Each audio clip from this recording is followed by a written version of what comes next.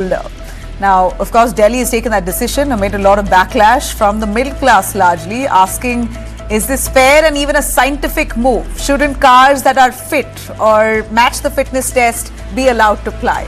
A lot more on that. And of course, in Karnataka, the big churn that's currently on, though Congress trying to dispel all those rumors of a leadership change, we understand that Surjewala is there trying to settle nerves and bring in some kind of pleasantries between DK Shivkumar and Siddaramaiah.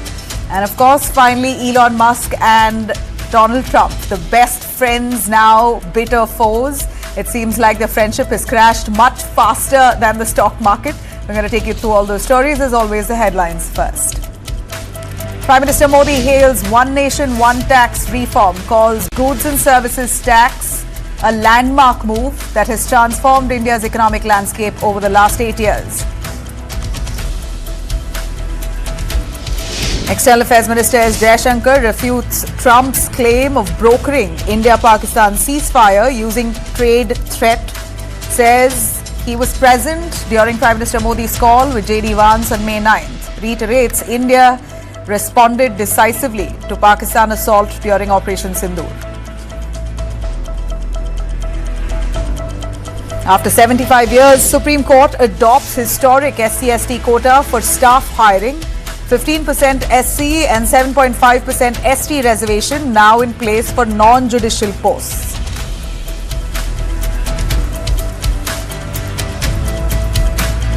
Central Administrative Tribunal slams the Karnataka government for hasty suspension of IPS officers after the Bengaluru stampede. Tribunal holds RCB prima facie responsible, saying their social media posts attracted crowds that eventually killed 11 in stampede. Chief Minister Siddaramaiah orders a probe after 26 heart attack deaths that has reported in barely 40 days in Hassan. There were claims that these deaths could be linked to COVID vaccine. The spike in cardiac death now triggering world, as far as we see here, at least statewide in Karnataka, there seems to be some apprehension. A report, though, has said no connection to vaccines with these deaths. Himachal Minister Anirudh Rana booked for allegedly assaulting NHAI officer Achal Jindal during a visit to a building collapse site in Shimla. Union Minister Nitin Gadkari takes cognizance of this matter. And multiple shots fired at Krishna Temple in Utah's Spanish Fork. The sheriff's office has termed these attacks as acts of vandalism, while the temple president calls the attacks acts of hate.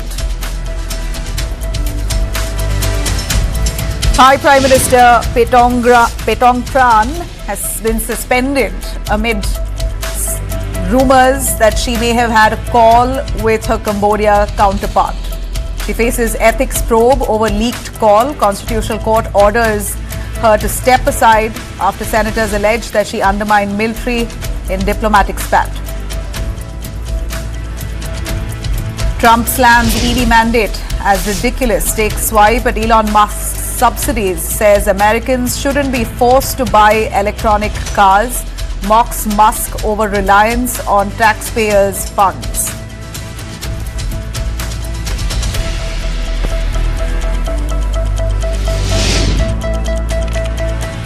All right, the big story that's really bothered scores of people, myself included here. Starting today, if your diesel car is over 10 years or your petrol car is over 15 years, it won't be allowed on the roads. In fact, it's fully banned now on Delhi roads. Delhi's petrol pumps even will not sell you fuel. You heard that right? No exemptions, not even if your vehicle passes emission tests. Those are directions I'm showing you on your screens there, where petrol pumps are now putting out stickers or posters saying we will not serve you fuel if your vehicle is petrol and 15 years older, diesel 10 years older, we reject fuel for you. Violators will face up to 10,000 fine if their cars are seen plying on the road. In fact, your car can be impounded, it can be scrapped, and this is not just in Delhi. This crackdown we hear will hit NCR cities as well by November 2025. The entire region will now have this rule implemented by April 2026. The rule comes under the NGT order to phase out old vehicles in the fight against pollution. That's the reason given, but how practical is this really? Let's break this down for you. India is now banning fuel based on age of the vehicle, not on emission, not on usage, but just the age of the vehicle, you will not be given fuel. That means a well-maintained, low-emission car, one that's been regularly serviced, also gets scrapped just because it's 10 or 15 years old. And who gets hit the hardest? Of course, the middle class. Those who can't afford an overnight upgrade are left in a limbo now. For many, the old cars were a livelihood. We know that for certain. Now, according to official data, vehicular emissions contribute to nearly 40% to Delhi's air pollution. But it's not just private cars. The chunk of this pollution comes from heavy vehicles, from commercial transport vehicles, and from diesel generators. So the question is, are we really targeting the right vehicles here in the right manner? Now compare this with how the rest of the world handles old vehicles. Let's take, for example, Germany. Germany targets actual pollution levels. If your car there emits less, then you're good to go, even if it's an old vehicle. In London, they've introduced low emission zones. So if your car is polluting and you enter a zone there which has strict laws, then you will pay. You will have to pay for entering that pollution free zone. That itself is a deterrent for you to give away that car. But they will not force you to scrap it. In California, California offers a repair or retire program. So you get time to fix your car or opt for a state buyback scheme. In Japan, one of the strictest countries, but even there, old cars aren't forcibly scrapped. They just get more expensive to keep those cars if they are polluting. So why the rush here? And what happens to the lakhs of vehicles that may still run clean? Their emission tests are good, but still are not allowed to ply. Are they all now heading straight to the landfills? Environmental policy must make sense, of course, but also there's got to be some human touch to these policies. We're hoping so. Banning fuel for old vehicles without support systems and scrapping without incentives or buyback options really feels here more like as if the car manufacturers are getting a big boost. Their sales are going to spike, but the actual middleman seems to be bearing the brunt here. Let's listen into, though, what Delhi Chief Minister Rekha Gupta had to say on this. Delhi के pollution को देखते हुए माननीय supreme court और pollution control bodies जो हैं CAMQ इत्यादि सब लोग इस विषय की संगीनता को देखते हुए लगातार ये बात कह रहे हैं कि एंड ऑफ लाइफ व्हीकल्स को बंद किया जाना चाहिए। हम भी उसकी वायबिलिटी देख रहे हैं कि दिल्ली में यदि कार्रवाई ये शुरू होती है तो उसका इम्प्लीमेंटेशन ठीक से हो। Look, we know for certain cleaner air isn't non-negotiable, but should Delhi's middle class really be paying the highest price for it? I have with me Nishchal Singhania, who's the president, Delhi Petrol Dealers Association, joining us. We also have Vivek Chattopadhyay, senior program manager, air pollution control, CSE. Also Vimlendu Jha, environmentalist. I really appreciate all of you for joining us. I'll start with the environmentalist straight. Vimlendu Jha, I'd like to ask you practically how much pollution do vehicular emissions really contribute? In Delhi especially, would you know some numbers you want to give us? So, no doubt, the main culprit, in the sense when we talk about air pollution in Delhi, almost 40 to 50% of pollution, primarily, when we're talking about 365 days, the average of 365 days, we're not talking about the episodic sources of pollution, where there's parali burning and stubble burning and everything else, or the patakas that actually pollute. But on an average, there is vehicular pollution, which is actually the biggest contributor, almost 40% to 50%. And in that, by the way, it's the private vehicles largely that contribute towards this entire air quality mess that we all are in. So data is there. Indeed, there was something there was something we to be have done clearly with regard the to data we have, though, says out of the 40%, like you rightly said, it's largely the commercial vehicles that are contributors as well. So right now, when you look at, I think there's some gap there, because we are talking about interstate commercial vehicles, which are largely trucks that ply, and therefore there's certain there's these peripheral roads and other movements. To just say that the private cars and private two-wheelers don't pollute, I haven't seen that data. There's something wrong in the data set that perhaps no, not at all. I did not say they don't pollute. I said that there is less of a contribution to pollution levels in compared to commercial vehicles, and of course the rest of the 60% are other factors like you said, parali burning, etc. And those are episodic, Nabila. That's episodic sources. At the end of the day, we need to really focus on pollution sources that actually pollutes through the year. And vehicular pollution, do we actually need to create a regime when there are more and more private cars and more private polluting cars on the roads? Therefore, we need to do something. But at the same time, I completely agree with you that if a car is roadworthy, do we need to scrap it? Or rather than just looking at something which is so low hanging for the government, it's so easy to ban a vehicle 10 years or 15 years. My only contention here is banning without a backup plan. You know, give some leeway to your citizens so that they... Easier to do two things, Nabila. They're incentivized to actually give away that car. Easier to do would be, and more strategic, would be to really improve the public transport network. Correct. Mobility, which should be public. And the other is that why should our PUC, which is pollution under control norms, we can make those more stringent rather than really looking at scrapping the car. So I'm an advocate of old cars should go, polluting vehicles should go, but should it be the only and easy solution? Because governance needs to take tough measures and measures that are long-term rather than low-hanging, the way the government is looking at. So I support this move completely. We need to do everything that is under our command, including banning 10-year and 15-year-old vehicles, but simultaneously, the good intent and good governance of any party or any government will only be visible if you really work on your public transport, look at your pollution under control norms, and many things in between.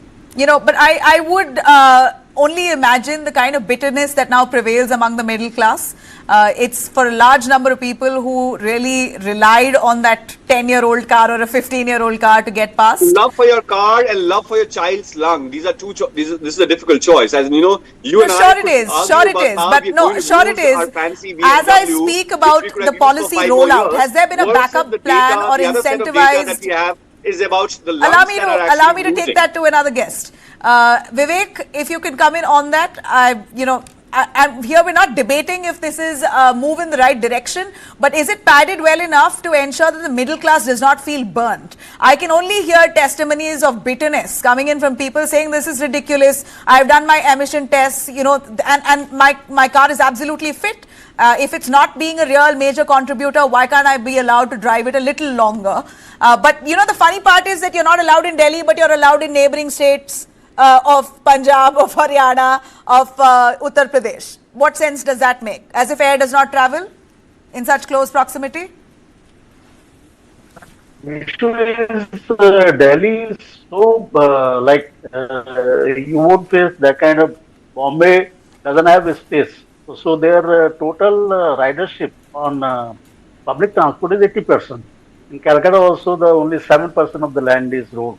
So they are dependent on public transport. But in case of Delhi, the urban planners have made it a major sprawl without thinking of the public transportation, despite there has been a direction by the court also in 1998 that you have to increase the number of buses to 10,000, and still we are in the same catching up the number. But the issue is why old vehicles are phased out, and people may have a misconception, and there's part of the government to convey the right numbers.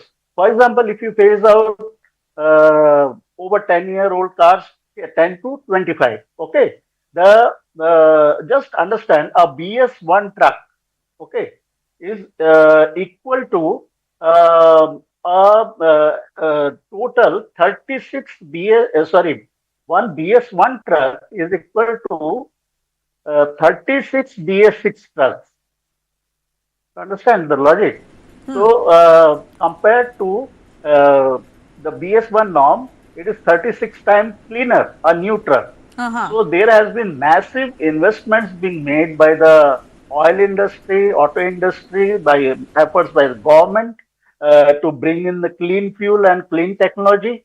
So, BS6 has to be achieved, fleet renewal has to happen. Now, the question is how it should happen. Polluters have to pay, everyone knows, as per the Motor Vehicle Act. Second thing, we are not doing enough to act on the new registration. For example, most of the countries in the world, like Berlin, any other country, like they look at California, for example, they have set tough targets for zero emission vehicles. Europe has set a target that by 2030, 35, major cities will phase out all the fossil fuel new vehicles. So, Okay, so from what I understand, Vivek, I'm going to let you fix your connection. It seems like there's a problem with your connection. I'll have my directors to fix that. But I get your point, and a very strong point made there. As much as you want to phase out the old vehicles, is there any control and limit for new registrations? You have, Delhi flooded with private vehicles. Is there any measures to ensure people are demotivated from buying? Like our environmentalist rightly said, public transport is the only way to motivate them to not use private vehicles. But yet, any other policy that policy padding that the government could do to ease the middle class burden? Nishchal, if you can hear me. Yes. Go on, sir. Yeah, can you repeat the question? I just missed No, the signal. my question is just that. What else can the government do to ease the middle class burden? Right. I'm a victim. Right. I'm passionately speaking about this. My emission tests were top notch. I barely used the car, but I'm forced to send it off. But it's funny how I could be very well using it in Bangalore and anywhere else in the country except for Delhi. Right. So today we rolled out this policy of refusing fuel to the old age vehicles, and what we saw on the ground that there was a decrease in traffic at the petrol pumps, and there was definitely there was a drop in sales also. But that doesn't mean that all old age vehicles were coming to Delhi. There was a fear which was there in the market, and I could see that the people, especially at the border areas, were avoiding Delhi petrol pumps and were moving to NCR retail outlets.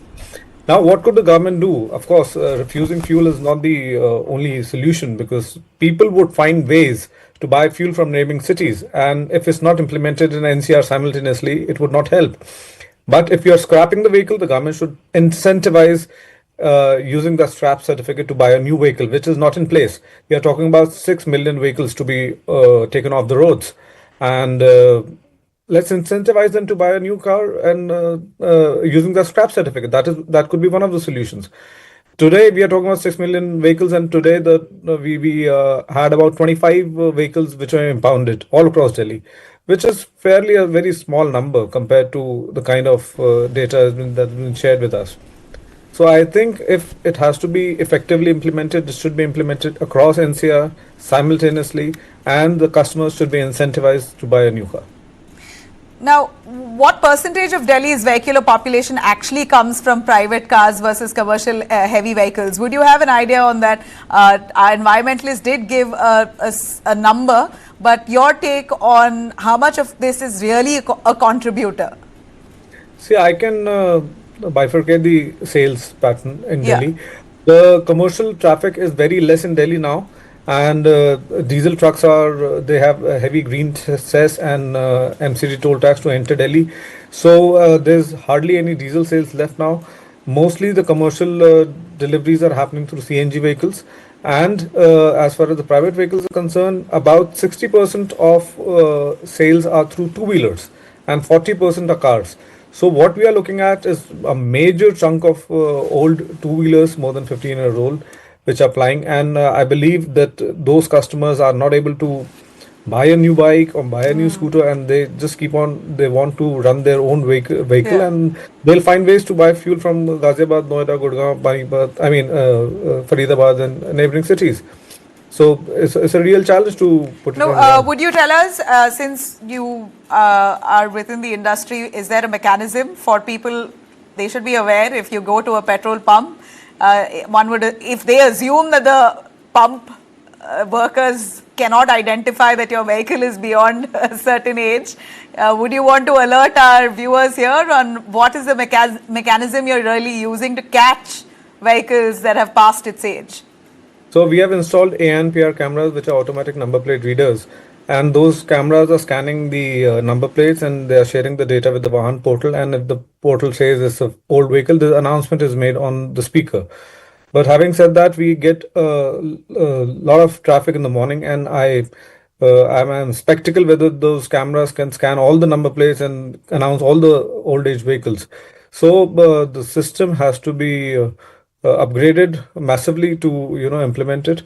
We are trying our best to implement it, but today, the first day, the customers avoided the petrol pumps, and we could only impound 20 to 25 vehicles. Okay. You did speak about scrapping incentives. Would you want to tell us a little more, maybe a reminder to the government, those who are watching, to really ease a little bit of their pain at this point, as much as they are probably secretly despising the government for doing what it's done. In what best way can the government introduce incentives for scrapping these vehicles? Because I know they're impounding your car, and you need not be driving your car. Your car will be picked up from right outside your house. If it's parked outside your house and any traffic person or the MCD guys are spotting it or are told by someone that this car is there and it's past its age, they're coming and impounding it and sending it straight to the scrapping yard. So there's really no breather for you if you don't catch your car by then and collect it in a day's time, paying a 10,000 fine, then your car is scrapped and gone to the dump yard. Right.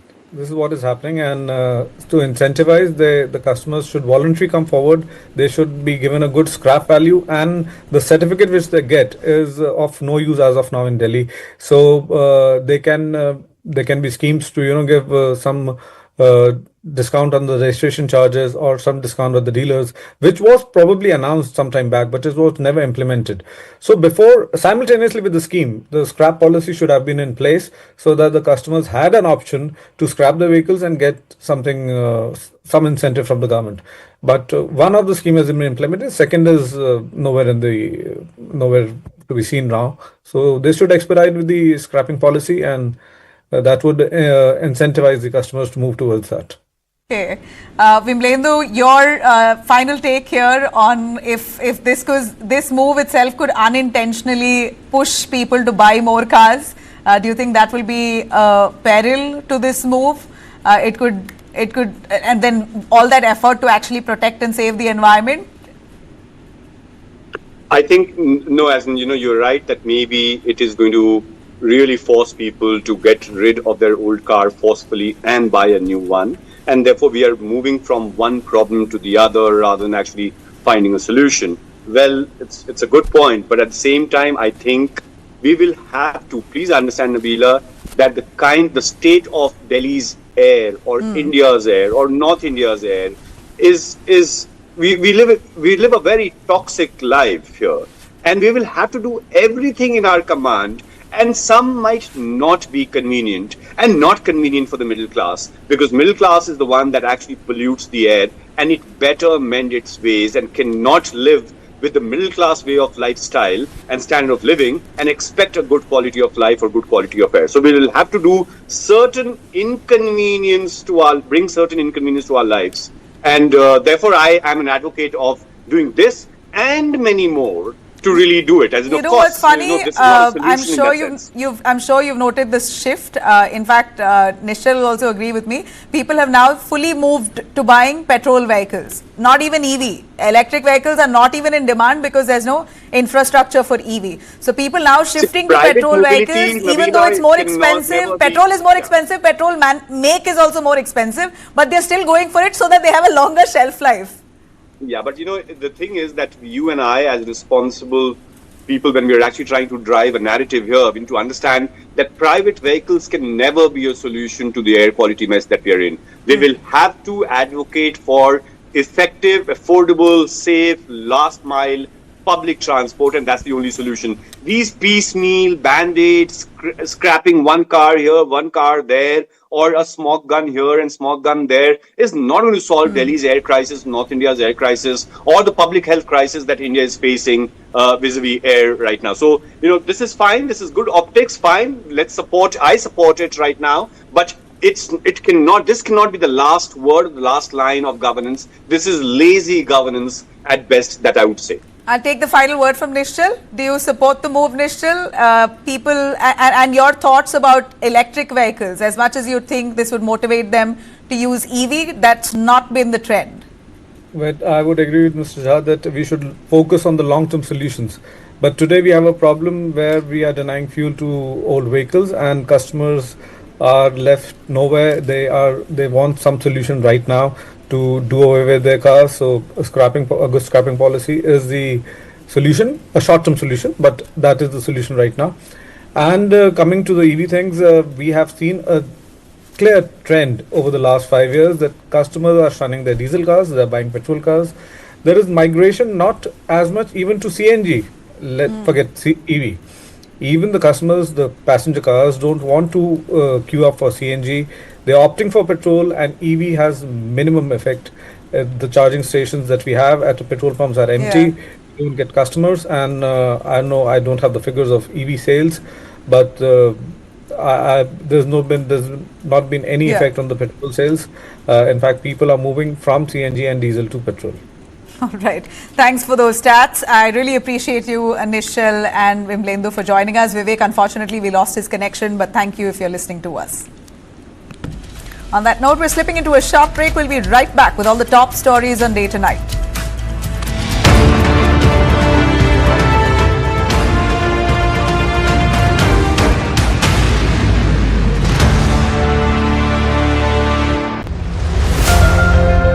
It's never easy to choose a new path, stand out in the crowd, to have your own new identity. The journey to self-reliance begins when you're fully prepared. Tata Motors Commercial Vehicles presents the new Ace Pro, now in bi-fuel, EV and petrol variants. So get ready to say it loud. Ace Pro, ab meri bari. Party horns भी होने चाहिए, मंगा लेती हूँ। खाकरा मंगवा लेती हूँ। थेपला भी मंगवाएगी। थेपला भी मंगवा लेती हूँ। अलग-अलग मत ऑर्डर कर, एक बार में मंगवा। एफर्ट्स और पैसे दोनों बचाओ। सेविंग्स की विद्या तो कोई तुझसे सीखे। जब पैसा हो बचाना, फेडरल बैंक से रिश्ता बनाना। A deep dive into what matters to you the most. Angles you won't find anywhere else. News that impacts your life.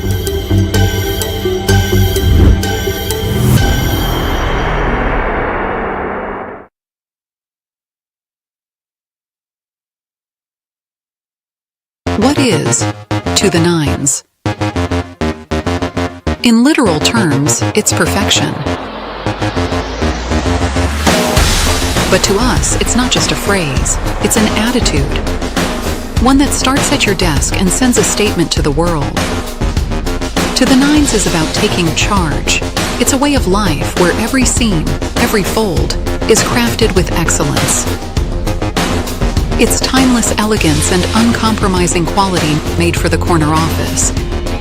It's the ideas that inspire redefining order and elevating the tabletop. To the nines, for the leaders of today and the visionaries of tomorrow.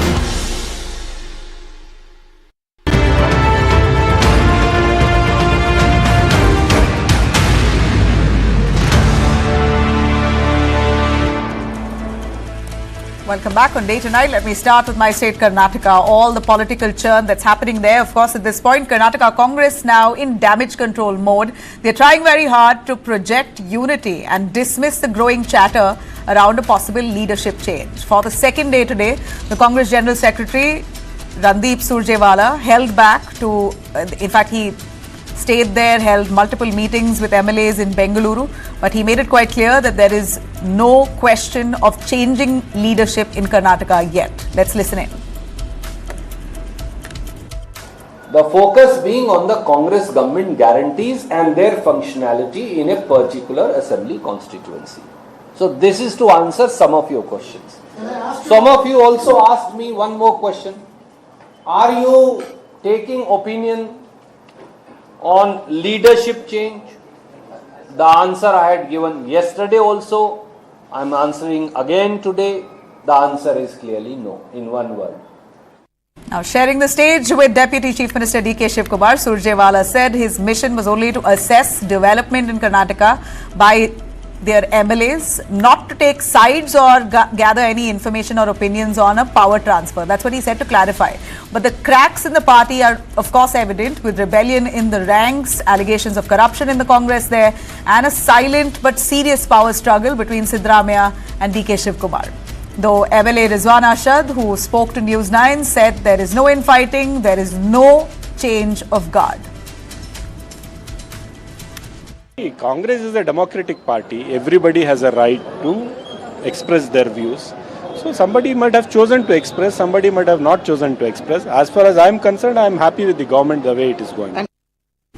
Now, Ramnagara MLA, on the other hand, Iqbal Hussain, who's known to be a DK Shivkumar loyalist, was quite blunt before walking into the meeting. He said, 200%, we want leadership change. We want DK Shivkumar to take over as the Chief Minister. Well, a leaked video of senior leader now, B.R. Patil, on a phone call has surfaced. And that seems to have really embarrassed the Congress regime.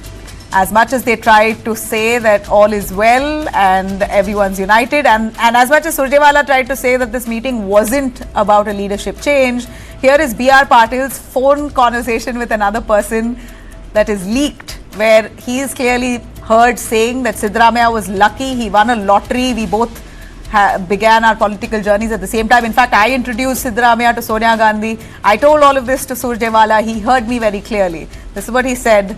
Let's have a listen.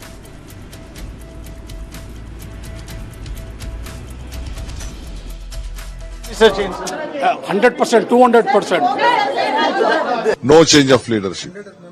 I don't know. There is no change. Let them support me. I don't want anyone's support. I want them to win back the assembly election. That is my priority. All right. So you have DK Shivkumar very clearly asking his people not to kick up a fuss, and that they shouldn't be talking to the media or anywhere else on public platforms about what they think. Now, despite the High Command's attempt to shut it all down, the question of course remains, is this just damage control, or is Delhi quietly testing waters for future course correction? Maybe time will tell. Now, cutting across to the Bengaluru stampede that happened post the RCB's victory, the Central Administrative Tribunal has squarely blamed RCB for the deadly stampede that happened outside Bengaluru's Chinnaswamy Stadium, saying the chaos was triggered by the team's last-minute social media invite, where they had invited lakhs of fans to come by to be part of a victory parade there, and all of this without police clearance. In fact, the tribunal says RCB's social media post, shared just hours before the June 4th parade, directly led to the crowd surge of nearly 3 to 5 lakh people who showed up. It said that the police were given no time to prepare, adding that, in fact, the tribunal said that this is not for the police to deal with in such a fashion. They are not Aladdin ka chirag to magically arrange security in barely 12 hours.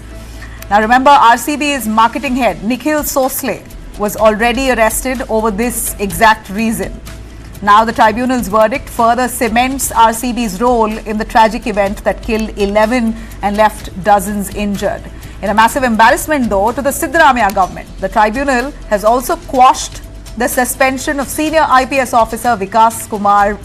In fact, Vikas, who appealed against his suspension, the tribunal clearly said unjust. His suspension was unjust.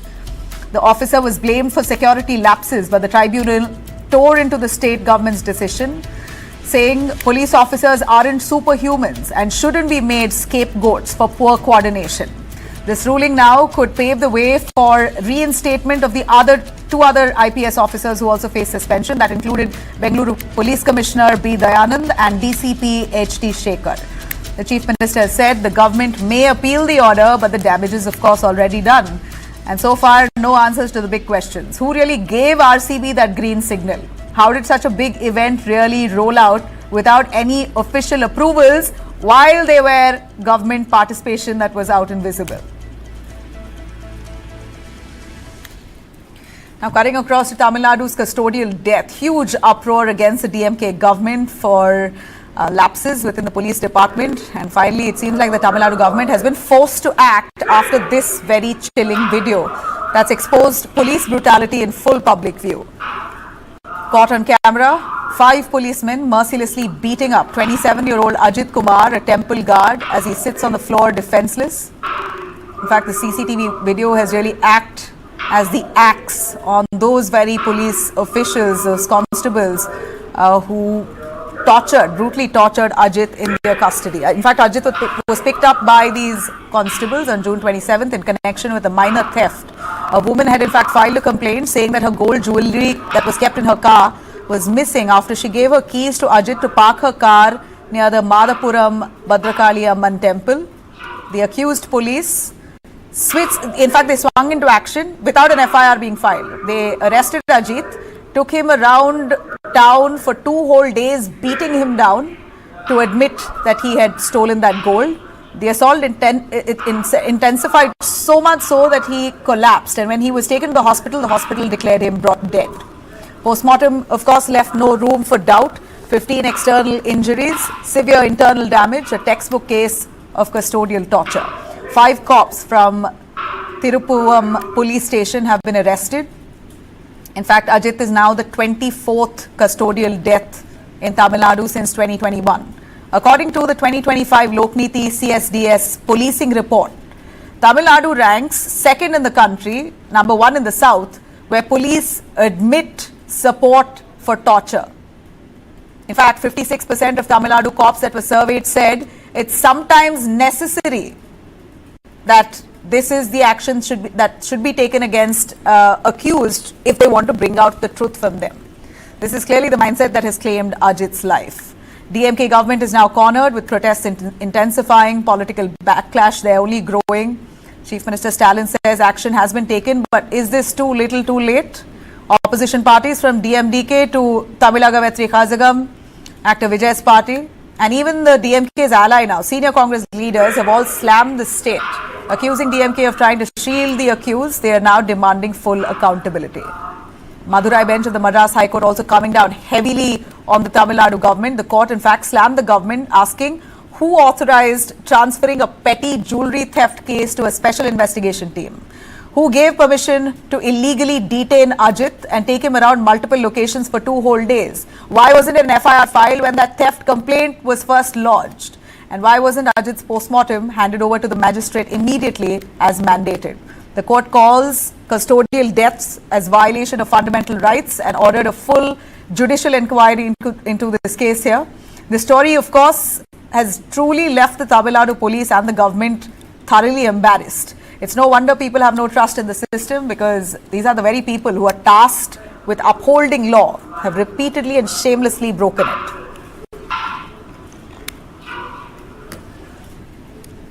Quick look into the Kolkata Law College gang rape. Some disturbing details have now emerged after a police investigation.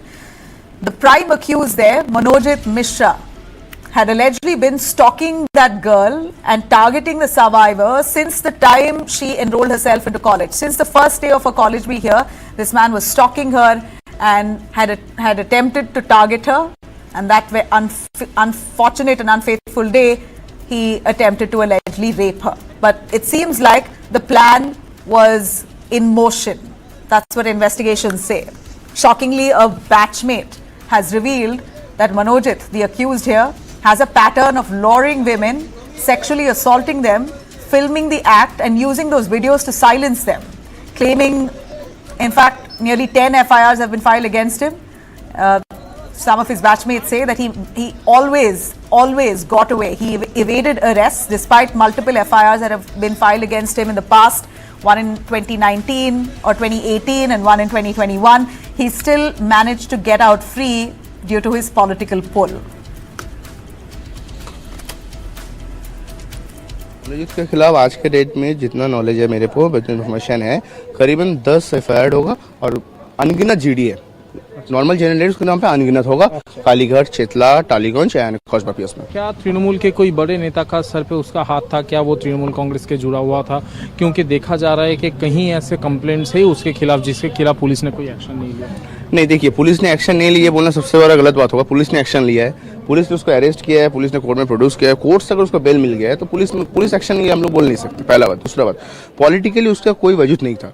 Politically किसी भी नेता का हाथ उसके ऊपर नहीं था, politically कोई सपोर्ट उसको नहीं था, ना कि 2022 तक 2012 से लेके कोई भी यूनियन या यूनिट का कोई ना ऑफिशियल पोस्ट में वो था, ना कभी वो कॉलेज का इलेक्शन लड़ा, ना कभी वो सीआर हुआ था। लेकिन फिर गवर्निंग बॉडी से उसको हर दिन का 500 रुपया करके महीने का 15,000 रुपया कैसे मिलता था? देखिए, गवर्निंग बॉडी करके जो लास्ट 2024 में उसको गवर्नमेंट बॉडी ने या फिर एक्चुअली हम लोग प्रिंसिपल से बात करने के बाद प्रिंसिपल ने उसको एज अ कॉन्ट्रेक्चुअल क्लर्क हिसाब से उसको लाइब्रेरी में रखा था, इसी हिसाब से उसको एक अस्थायी रूप से नौकरी मिला था।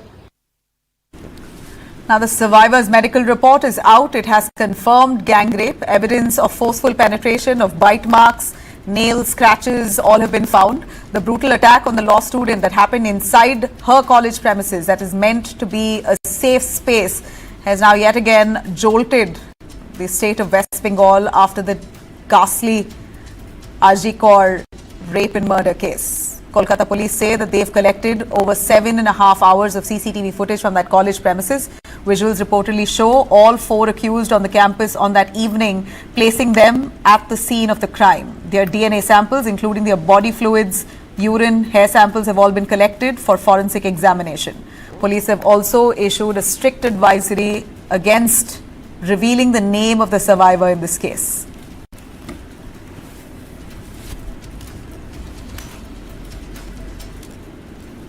Now taking you through a very sad story of public servants being assaulted by men in power.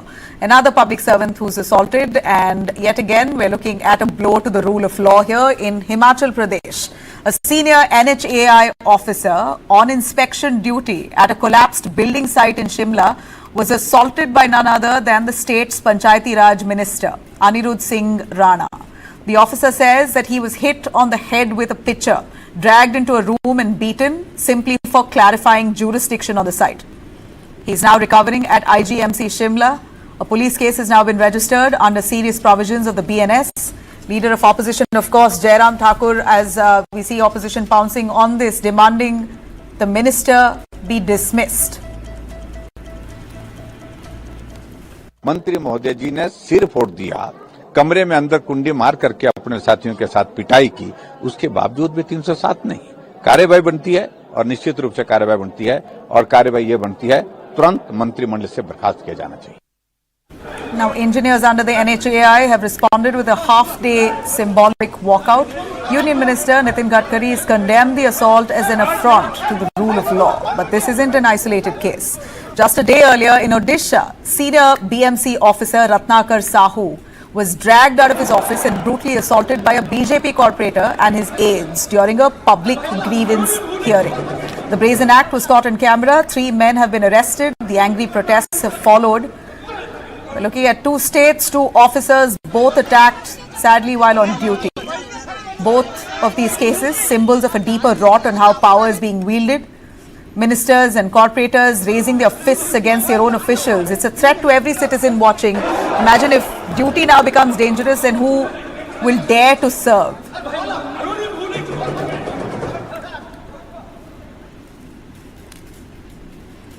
A very sad story that's coming in from Telangana. 39 people have died after an industrial factory when erupted in a blast. A deadly explosion at the Sigachi Pharma unit in Telangana's Sangareddy has claimed nearly 40 lives. The blast tore through the chemical reactor, bringing down a 4-story structure, leaving a trail of destruction and despair. In fact, the explosion has triggered overnight rescue operations. Fire teams and disaster units worked through the debris, hoping to find survivors under the collapsed concrete. Unfortunately, time has run out. Telangana Chief Minister Revanth Reddy rushed to the spot, the industrial zone there this morning. He was seen conducting a high-level review meeting with senior officials. He was joined in by the Health Minister as well and the IT Minister. In fact, the whole unit of the Telangana government was present there. But what really led to the blast? That's something that we've got to ascertain. Revanth Reddy has met with the grieving families, assuring them full support and promising strict accountability. In fact, the factory, which manufactures active pharmaceutical ingredients and food-grade additives, was operating when that explosion occurred. They had all their employees on duty at that point when that blast happened. Now, what and how this blast happened, what really triggered it, that's for us to wait for investigative reports to reveal. The state government, though, has formed a 5-member inquiry panel to probe the cause of the blast. Back-to-back chemical tragedy, raising serious questions about authority and regulatory oversight in these industrial zones.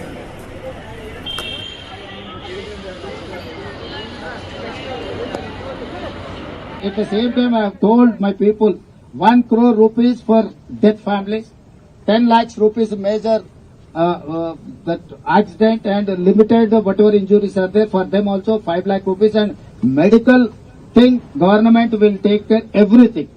So they need not worry about their medical treatment. 1 crore is compensation, 10 lakhs and 5 lakhs whoever is injured, for them also we are going to give compensation for them. And their kids also, if some family is having any kids to school, if they wanted to join in government residential school, I have told my people to examine all those cases individual, and we are there to provide education for their families. Well, we're slipping into a short break on that note. I'm coming back with a very spicy fight that's unfolding in the United States between Donald Trump and his once best friend Elon Musk. Their feud only growing by the minute. A lot more on that on the other side. Stay with us.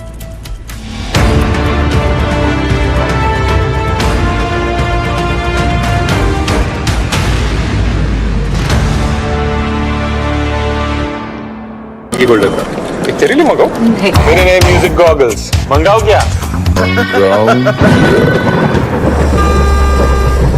ये नई गाड़ी cup holder है, ठोकी भी रख सकते हैं, music भी। सेविंग्स की विद्या तो कोई तुझसे सीखे। कुछ बड़ा बनाना है तो पहले बचाओ, फेडरल बैंक से रिश्ता बनाओ। A deep dive into what matters to you the most. Angles you won't find anywhere else. News that impacts your life.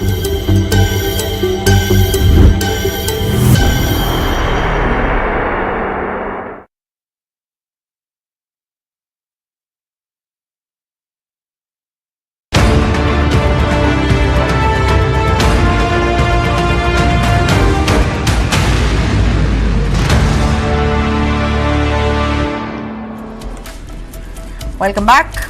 All right, Donald Trump and Elon Musk, once besties in business and politics, now very publicly at war.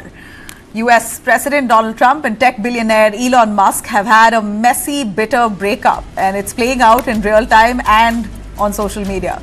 Musk, who once headed Trump's so-called Department of Government Efficiency, or DOGE as it's called, is now trolling Donald Trump, the US president, calling for his impeachment and even dragging up his old links to sex offender Jeffrey Epstein. In return, Donald Trump has hit back hard, threatening to cancel federal contracts to Elon Musk and yank all tax subsidies given to Musk's companies. That also includes Tesla, SpaceX, and anything else Elon Musk is running on US soil. And just when you thought things had maybe cooled off a little bit, Elon Musk reignited that feud as the Senate began debating Trump's controversial tax and spending bill. Musk has slammed lawmakers for supporting what he calls a bloated, pork-filled bill, and even floated the idea of starting a brand new America poll party. Now that clearly didn't sit well with Donald Trump, who now clapped back, saying Musk should go back home if subsidies are cut. Well, Trump went a step further, posting that Musk may have received more subsidies than any other human being on history, and that scrapping his operations could save America a fortune. Elon's response, well, quite brutal. He says, cut it all now.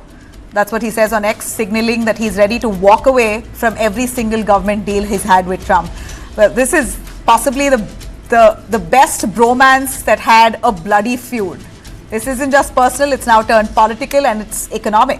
In fact, I'm going to take you through what Donald Trump has said while saying that, well, if need be, we'll have to send off Elon Musk out of America. I don't know. I think we'll have to take a look. We might have to put Doge on Elon. You know what Doge is? Doge is the monster that might have to go back and eat Elon. Wouldn't that be terrible? He gets a lot of subsidies, Peter. But Elon's very upset that the EV mandate is going to be terminated. And you know what? When you look at it, not everybody wants an electric car. Let me quickly bring in Ambassador Deepak Vora, who is a former Indian diplomat and foreign affairs expert. Thank you very much for joining us, Ambassador Deepak. Can a sitting US president actually deport someone like Elon Musk? He's really threatened to deport Elon Musk. That's possibly the first. And Elon Musk says, bring it on. What's going on? Soap opera. Thank you very much for inviting me. First, let me stop laughing. The way you put it across is brilliant. I mean, you are brilliant, of course. What I say, I know I've met Elon Musk a few times, and of course, I've observed Donald Trump closely. Right. As far as I see it, this is a clash of 3 Ps: personalities, policies, and priorities. Personalities, both very strong, and both list. If I risk being politically incorrect, so be it. Both are, there's an element of racism in both. This guy, Elon Musk, comes from white South Africa, who absolutely detest the colored South Africa. He made his fortune, his parents, and whatever they did over there. So is Donald Trump. He also doesn't like the immigrants from Latin America or Asia or wherever. Second, in terms of policies, basic issue I as an economist see, Donald Trump says, let's spend more. Let me put more money in the hands by cutting taxes and so on in the hands of ordinary Americans. So they'll buy more made in America. That will revive the economy. On the other hand, Musk says you have to save more, not spend more. It's a very basic difference in ideology. If you save money, well, then your deficit will decline. We'll be much happier. All of us will sing and dance all the way forever and evermore. But Trump doesn't agree. He said we have to have money to spend. And I'm going to put money in people's hands by cutting taxes and increasing the deficit. Third is priorities. Basically, I think what should come first? Trump says Trump should come first. And Mr. Musk is trying to say America should come first, even though he's not natural born American. So this is the conflict of priority. There's, as you said a while ago, lots of spice.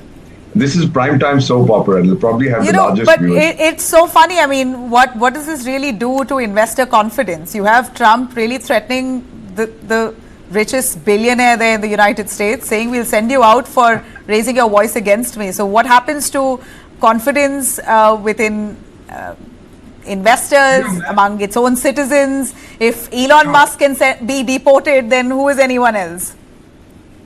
I risk having that done to me if I show up in the United States, if anybody sees this conversation you and I are having.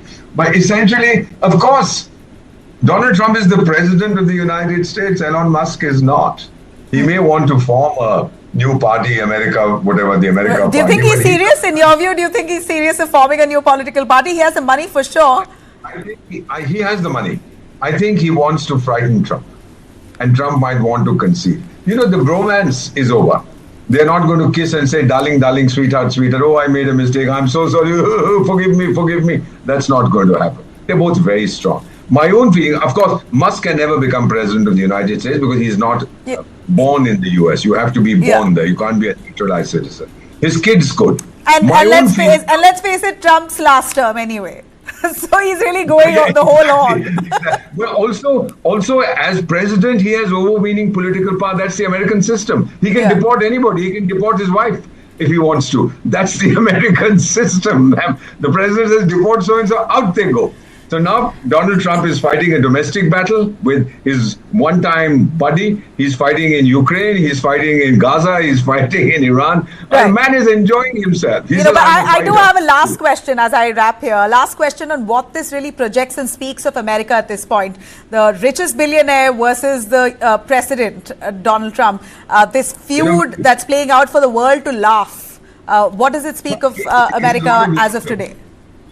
But capital is a coward. Capital will only go where it feels secure and where it can grow. And the one country where it grows faster than anywhere else is the United States. We may laugh, we may joke, but it remains the ultimate destination, both for money and for people looking for a brighter future. Thanks very much, Ambassador Deepak Vora. Really appreciate, as always, you joining me here. Thank you. Thank you, ma'am. You're brilliant. Thank you. Well, on that note, it's a wrap on Unmissable tonight. I thank you for watching. Do have a great night. We'll be here, same place, same time tomorrow.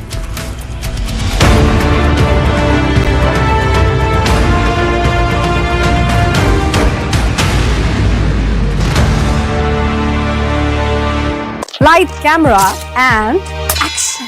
Kick back, relax, grab your favorite snack because News9 is here with your weekend dose of entertainment. It's time to take a deeper dive into the buzzworthy happenings of the entertainment world. From celebrity gossips to exclusive conversations, from nostalgic moments to News9's pick of the week, don't worry, we've got you covered here. And I hope you've grabbed your popcorn by now because News9's page 3 is here to serve you everything that we call entertainment. So do stay tuned every Saturday and Sunday, 2:30 p.m. What is to the nines? In literal terms, it's perfection. But to us, it's not just a phrase, it's an attitude. One that starts at your desk and sends a statement to the world. To the nines is about taking charge. It's a way of life where every scene, every fold, is crafted with excellence. It's timeless elegance and uncompromising quality made for the corner office. It's the ideas that inspire redefining order and elevating the tabletop. To the nines, for the leaders of today and the visionaries of tomorrow.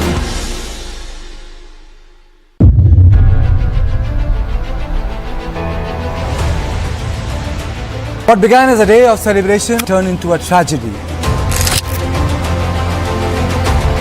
The High Court has stepped in and political blame game has ensued. Why is it so difficult in Indian society to say no, mistake has been made?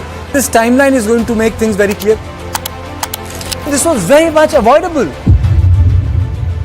Unparalleled scene, unimaginable to watch. America and Europe are reaping what they have sown. Is this the new frontier of the American politics?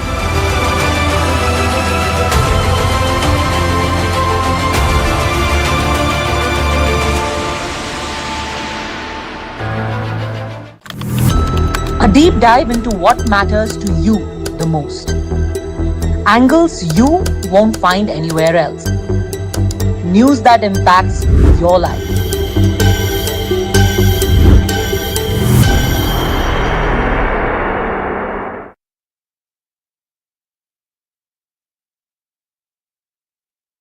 पता है, जब मैंने office का comfortable job छोड़कर scissor उठाई, तब सबने मेरा मजाक उड़ाया। टेलर बनना है, लोन कौन देगा?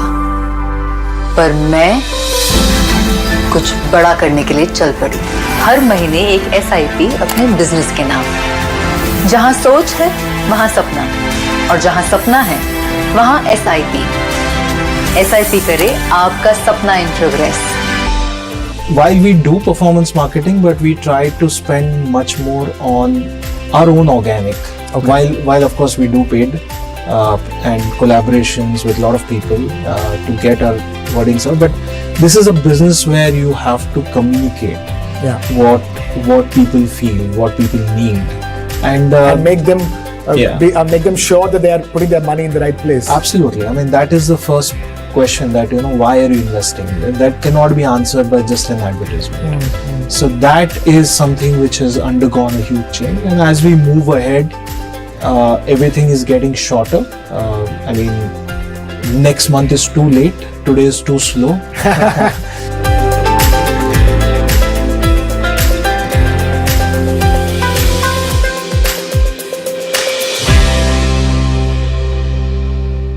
What is to the nines? In literal terms, it's perfection. But to us, it's not just a phrase, it's an attitude. One that starts at your desk and sends a statement to the world. To the nines is about taking charge. It's a way of life where every scene, every fold, is crafted with excellence. It's timeless elegance and uncompromising quality made for the corner office. It's the ideas that inspire redefining order and elevating the tabletop. To the nines, for the leaders of today and the visionaries of tomorrow.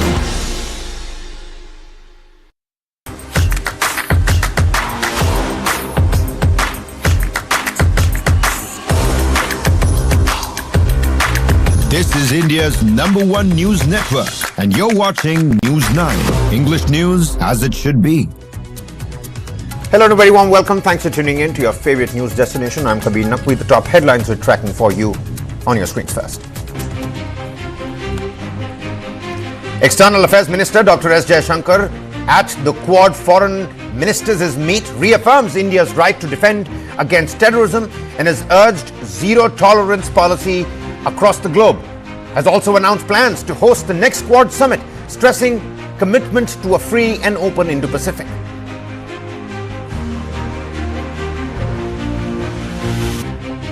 Rajnath Singh speaks to US Defense Secretary Pete Hegseth, appreciates the unwavering support extended by the US to India in its fight against terrorism.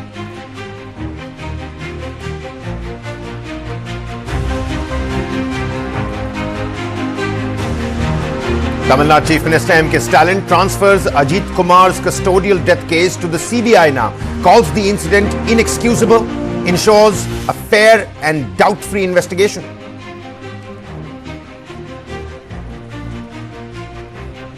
In Karnataka's Hassan district, which has reported a spike in heart attack deaths, 26 people that have lost their lives due to cardiac arrest in just 40 days. The state government has formed a committee to probe the alarming surge.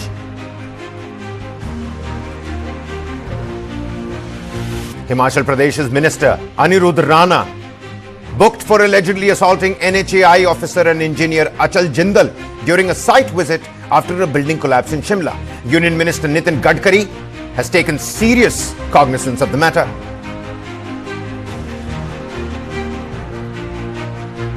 And after 75 years, the Supreme Court enforces reservation for SC and ST staff, reserving 15% and 7.5% respectively for posts in recruitment and promotions. The Indian Navy commissions stealth frigate INS Tamal in Russia, the fourth and final vessel under the 2016 India-Russia defense deal.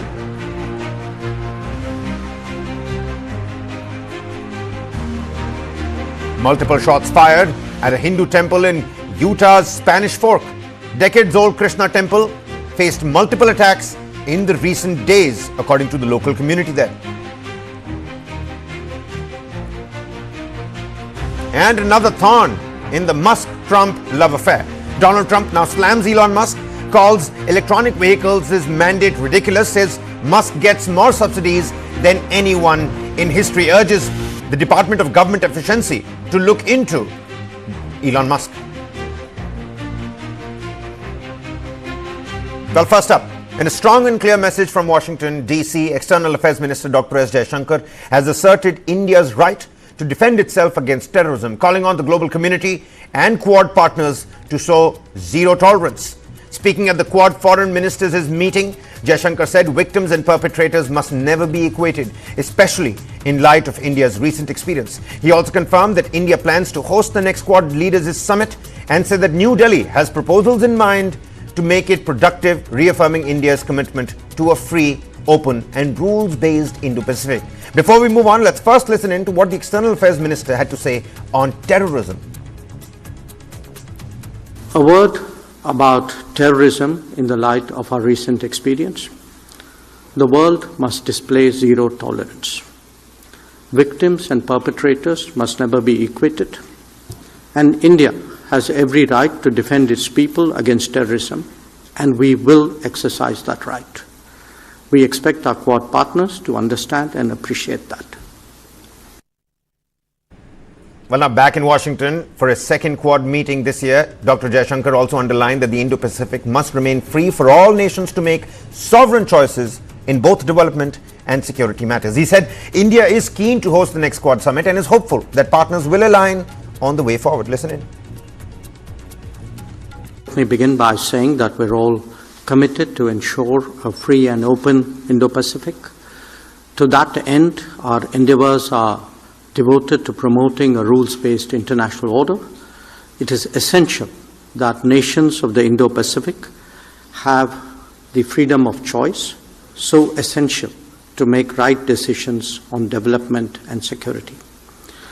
In the last few months, we have made significant progress in Quad initiatives. They include the maritime domain, logistics, education, and political coordination. We will be discussing that in greater detail. The working of the Quad has also been made more efficient through streamlining the working groups. A more cohesive, nimble and focused Quad will certainly help deliver better. Quad is about deepening our convergence and expanding our common ground. I value our consultations on different dimensions of the Indo-Pacific in that regard. A lot is happening in the world, and I'm sure that our exchange of views will be very valuable for all of us. India plans to host the next Quad summit. We have some proposals on how to make that productive. I'm sure so do our partners. We will discuss, and I'm sure we will agree. Once again, I thank Secretary Rubio for hosting us today, and I look forward to our discussions. Thank you. So New Delhi all set to host the Quad Summit. The dates are going to be out soon. Some proposals that the External Affairs Minister did likely put forth, and he said, I'm guessing my partners are going to be willing to accept these proposals as well. Let's wait and find out what happens on that front. These foreign ministers are going to continue to meet each other every 5 months, irrespective of where the Quad Leaders Summit actually takes place. But on that very note, you've got the Defense Minister of India, Rajnath Singh, who spoke to US Secretary of Defense, his counterpart, Pete Hegseth, in a key phone conversation focused on defense ties and, again, counter-terrorism. During the call, Rajnath Singh strongly conveyed that India reserves the right to preempt and deter any future cross-border attacks. Referring to Operation Sindoor, Rajnath Singh said, India's response was measured, non-escalatory and proportionate. And this marks the third phone call between the two defense leaders since January this year. Their discussions have spanned from defense cooperation, regional security, and of course terrorism being that key focal point. Rajnath Singh also thanked the United States for its unwavering support to India's counter-terror efforts. The US Defense Secretary, Pete Hegseth, has invited Rajnath Singh for an in-person meeting to further strengthen bilateral defense ties.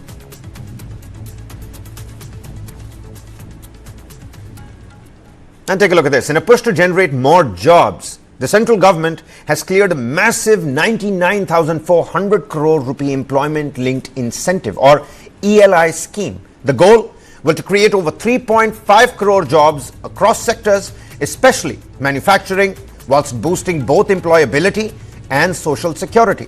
The scheme has two essential key parts. One aimed at first-time employees and the other at incentivizing employers to hire more.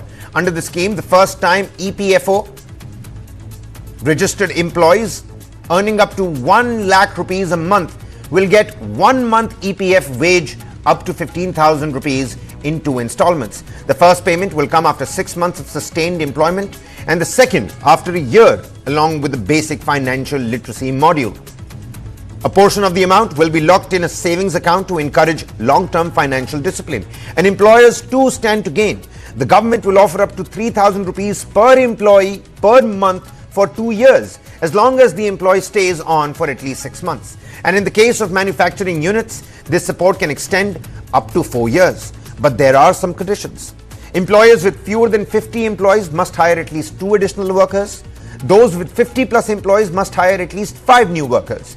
And the payments will be made by a direct benefit transfer. Employees will get theirs through Aadhaar-linked bank accounts, whilst employers will be paid via PAN-linked business accounts. And it's a scheme aimed at not just creating jobs, but at nudging employers to hire more, train better, and retain longer. But whether it creates the 3.5 crore jobs promised remains to be seen.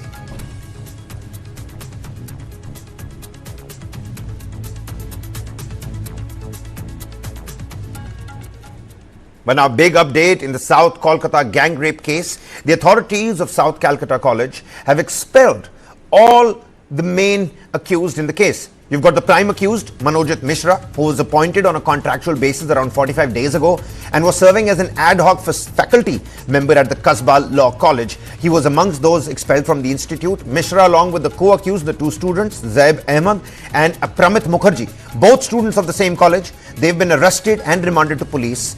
Following a meeting of the college's governing body today, chaired by Trinamool Congress MLA Ashok Kumar Deb, the college announced the termination of Mishra's services and the expulsion of the 2 students. And the action by the college administration comes amid growing public outrage over the alleged incident, which took place within the college premises and has led to strong demands for accountability and reform in campus safety protocols. Many are calling this an RG Corps rerun.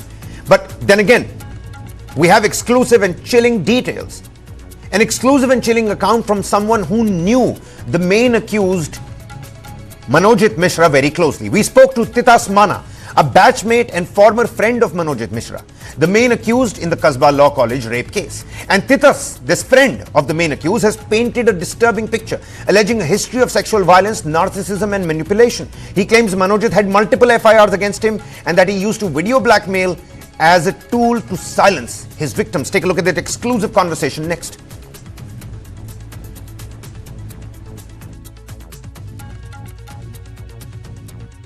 আর বাংলার দিকে তাকান, ছোট্ট একটা ঘটনা ঘটলেই গেল গেল গেল রে, কি সর্বনাশ।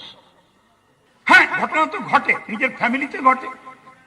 হাজবেন্ড ওয়াইফকে মেরে দিচ্ছে বালিশ চাপা দিয়ে, ওয়াইফ প্রেমিকের সঙ্গে ঘুরতে গিয়ে বরকে ঠেলে দিচ্ছে পাহাড় থেকে।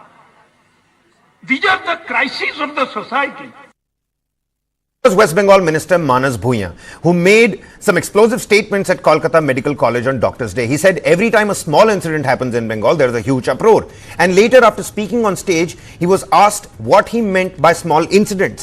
He said all the incidents are being exaggerated. The measures taken by Chief Minister on his request have not been taken anywhere. That was Manas Bhuiyan and his explosive statement. But we earlier told you about that explosive conversation between the friend of Manojit Mishra, the main accused, who's painted a rather grim picture. Take a look at what the friend and the batchmate of the main accused had to say about him. कौशबा law college में जो बलात्कार की घटना घटी है उसमें जो मेन अभियुक्त है मनोजित मिश्रा, उसका बैचमेट हमारे साथ है, उससे बात करेंगे, बात करके पूरा चीज़ को समझने की कोशिश करेंगे आखिरकार ऐसा क्या हुआ था कि उसके बाद इतना कंप्लेन रहने के बावजूद भी वो बार बार छूट जाता था। पहले तो आपका नाम बताओ। मेरा नाम तिताश मानना है। अच्छा तिताश, ये बताइए कि मनोजित के खिलाफ कितना FIR है, कितना कंप्लेन? मनोजित के खिलाफ आज के डेट में जितना नॉलेज है मेरे को, इन्फॉर्मेशन है, करीबन 10 FIR होगा और अनगिनत GD है। नॉर्मल जनरल उसके नाम पे अनगिनत होगा। कालीघाट, चेतला, टालीगंज एंड कौशबा पीएस में। अच्छा, तो इसके बावजूद भी बार बार वो छूट कैसे आता है? देखिए, बार बार छूट ऐसे कि पुलिस प्रशासन उसको अरेस्ट करता था, कोर्ट में उसको प्रोड्यूस किया जाता था, कोर्ट से उसे बेल मिल जाता था हमेशा। तो क्या तृणमूल के कोई बड़े नेता का सर पे उसका हाथ था? क्या वो तृणमूल कांग्रेस के जुड़ा हुआ था? क्योंकि देखा जा रहा है कि कहीं ऐसे कंप्लेंट्स है उसके खिलाफ जिसके खिलाफ पुलिस ने कोई एक्शन नहीं लिया। नहीं, देखिए, पुलिस ने एक्शन नहीं लिया बोलना सबसे बड़ा गलत बात होगा। पुलिस ने एक्शन लिया है, पुलिस ने उसको अरेस्ट किया है, पुलिस ने कोर्ट में प्रोड्यूस किया है, कोर्ट से अगर उसको बेल मिल गया है तो पुलिस एक्शन नहीं, हम लोग बोल नहीं सकते। पहला बात। दूसरा बात, पॉलिटिकली उसका कोई वजूद नहीं था।